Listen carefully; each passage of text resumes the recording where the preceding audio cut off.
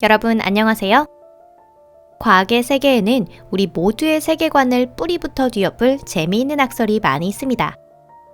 이런 것이 처음에는 일반인의 생활에 전혀 영향을 주지 않는 그런 흔한 학설들처럼 보여도 잘 생각하면 상당한 영향이 있다는 사실을 알 수 있습니다. 그런 학설 중 하나가 바로 태양은 단독으로 존재하는 별이 아니다 라는 것입니다. 태양은 큰 위성, 즉 어두운 갈색 외성 혹은 그 외 망원경으로는 찾기 어려운 별을 가지고 있을 가능성이 있습니다. 하지만 그것이 나에게, 예를 들어 우리 직장 상사와 무슨 관계가 있을까요? 굳이 예를 들어보자면 네메시스가 어느 날 여러분의 상사를 죽일지도 모릅니다. 더 나아가 마을 통째로, 내친김에 별 하나를 통째로 없애버릴 수도 있어요. 놀라셨나요? 하지만 심하게 걱정하실 필요는 없습니다. 이곳은 토픽이니까 여기라면 여러분들은 언제나 안전합니다. 그럼 시작해볼까요?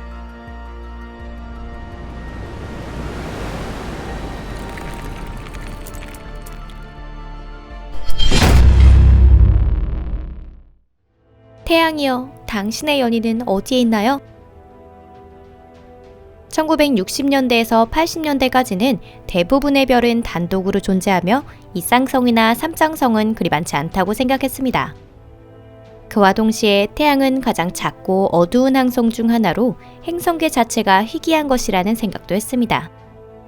적생 외성이 아닌 많은 항성들에게도 어떤 위성이 존재한다는 것을 알았을 때 학자들은 어쩌면 우리가 사랑하는 태양도 오랜 시간 생각해온 것과는 달리 단독의 별은 아닐지도 모른다라는 생각에 잠겼습니다.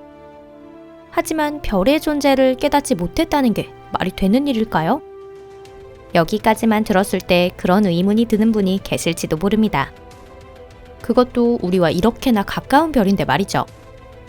우리는 현재 달인 은하에서 외계 행성을 발견하거나 140억 광년 떨어진 퀘이사를 연구하고 있는데 센타우루스 자리 프록시마의 4배가 넘는 가까운 별을 못 보고 지나쳤을 수 있을까요?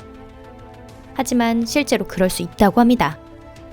왜 과거에 태양은 은하계에서 가장 어두운 항성으로 여겨지고 있었을까요? 그것은 우리가 불완전한 낡은 기계를 통해 별에 대한 지식을 얻었기 때문입니다.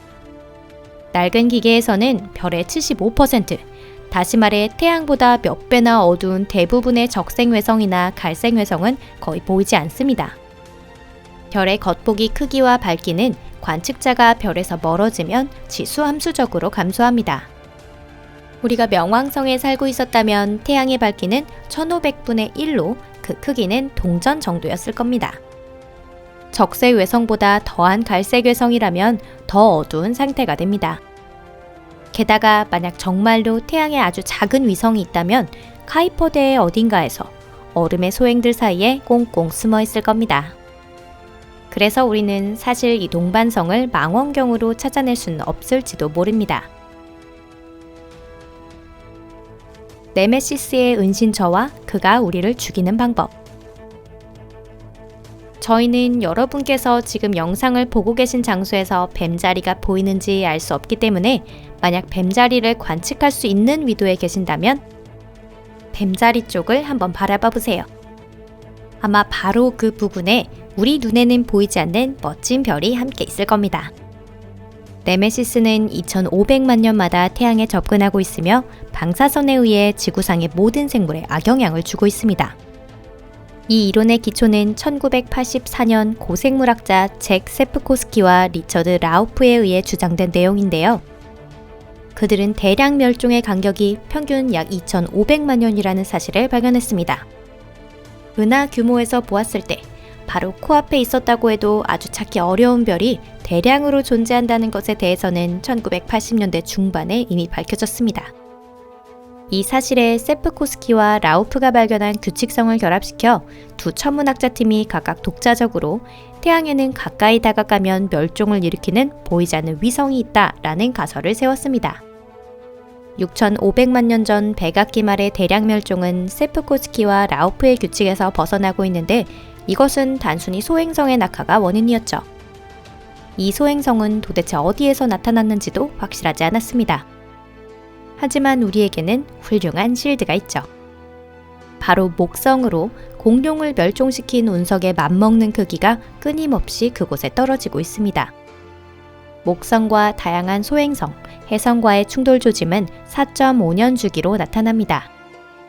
목성은 황도면에 다가오는 거의 모든 해성과 소행성을 끌어들이는데요. 만약 어떤 소행성이 목성을 넘어 지구에 도달하면 소행성이 매우 빨리 날았거나 갑자기 궤도를 바꾼 것입니다. 물론 사악한 우주인이 기분 전환을 위해 우리에게 소행성을 던졌다고 가정할 수도 있겠죠. 하지만 이보다는 소행성이 목성보다 더 강한 물체 옆을 지나며 통상의 궤도를 벗어났다는 설이 훨씬 현실적으로 들립니다. 갈색 외성과 같은 가장 가벼운 항성조차 목성의 11배에 해당하는 질량을 갖고 있습니다. 맞아요. 학자들이 이 가설 속의 별을 고대 복수와 죽음의 여신에서 따와 네메시스라 이름 붙인 것도 무리는 아닙니다. 네메시스의 존재를 나타내는 또 하나의 흥미로운 사실이 있는데요. 그것은 세드나라고 하는 관측사상 가장 먼 외행성입니다. 원일점에서 세드나는 태양으로부터 960 천문단위 떨어졌으며 이는 지구와 해왕성의 거리의 32배입니다. 근일점으로는 태양에서 76 천문단위의 비교적 짧은 거리까지 다가갑니다.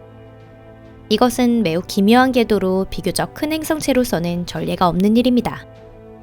해왕성의 궤도 밖에 달보다 큰 물체가 존재하지 않는다면 설명할 수 없는 현상이지요.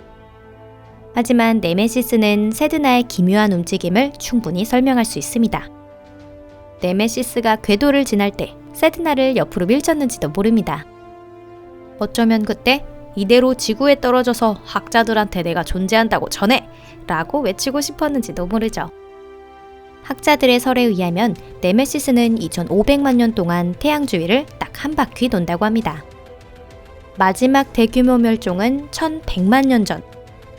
만약 네메시스가 존재하고 정말 멸종의 원인이었다면 지금 원일점에 가까워지고 있는 겁니다. 네메시스와 우리의 거리는 약 1.5광년인데요.